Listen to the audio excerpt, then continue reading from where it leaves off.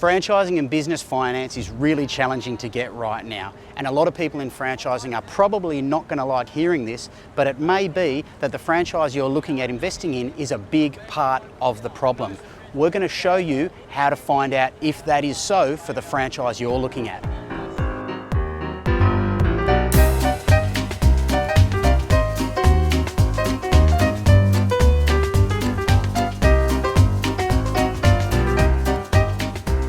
Now, it's really easy to apportion blame on why you didn't get finance on big banks or some other lender, but this guy is going to tell you exactly how it really works.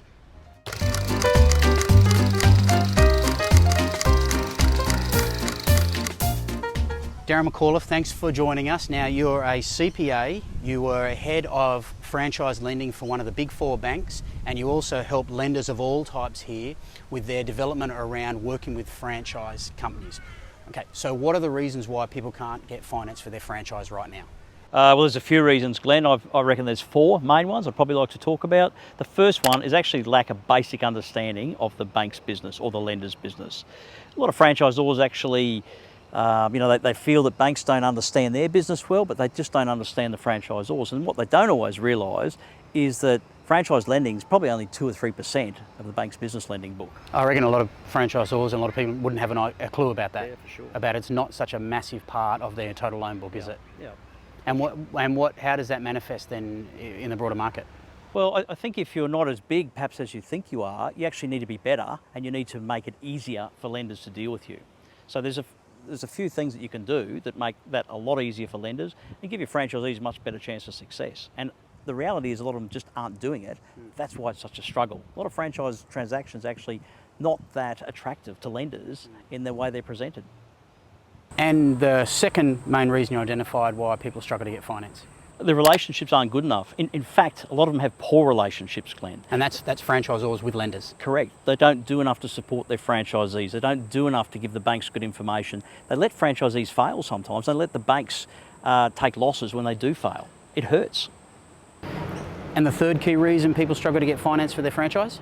Information, Glenn. It's poor information. A lot of franchisors just don't give lenders the information they need. It's not accurate, it's not relevant, it's not timely. It's stuff lenders don't actually need to know or care about when they're actually approving a loan. So what sort of things are they giving them? They're giving them recruitment brochures and new menus and new uniforms. They're nice to knows, but they're not need to know. But it's not just franchisors. Franchisees need to make sure that their information is right when they put that application in, complete.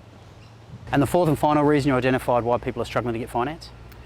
Accountability. Franchisors need to take more accountability when individual franchisees are underperforming. That they need to really get in there, get their hands dirty, help that franchisee, help them to get an exit and to help the banks minimise or even avoid a loss. And so should franchisors be demonstrating a plan to banks that they have a plan for an action plan for when something's failing? Yeah, I mean, one of the things that banks really like is when a franchisor says, these are the early warning signs. We're on top of them, we detect them, and we fix them. Okay, so that's four main reasons. Now, you told me when we were talking about doing this video that there was one key question that people can ask which can help them determine if their franchisor is not very good with their lenders, which will then make it hard for them to get finance. What's the question? Spot on, Glenn. If I was a prospective franchisee, I would ask the franchisor, give me the name of a lender and a representative that actually wants to write deals for your brand. So what does that mean? Why is that significant? Well, because it means they're not just being kept informed, they have an appetite to keep lending money. Yep. It's attractive business to them. When they're asking for business, it's attractive. Yeah, and I know we talk quite a bit about it. You hear a lot of franchisors say that they have great relationships with this bank, this lender, or whatever, but you're talking about meat to the bone. Basically prove to me right now that this lender wants to do deals with you. Who is actively writing deals for your business right now? New franchise opportunities and refinances existing. Okay, this is a big topic. The final word, Darren, that really sums up all the whole theme to this issue. If franchise brands want better finance for their franchisees, they need to stand behind their franchisees, stand behind their brand, and remember, lenders have long memories and they do not like losing money. Darren McAuliffe, thanks for joining us, mate. Thanks, Glenn.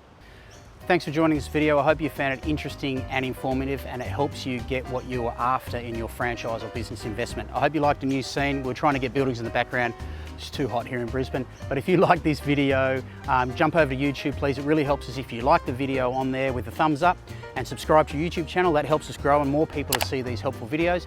And once again, if you like this stuff that we're putting together now, if you support us at franchisebuyer.com.au, subscribe there and you will never miss an update or a video.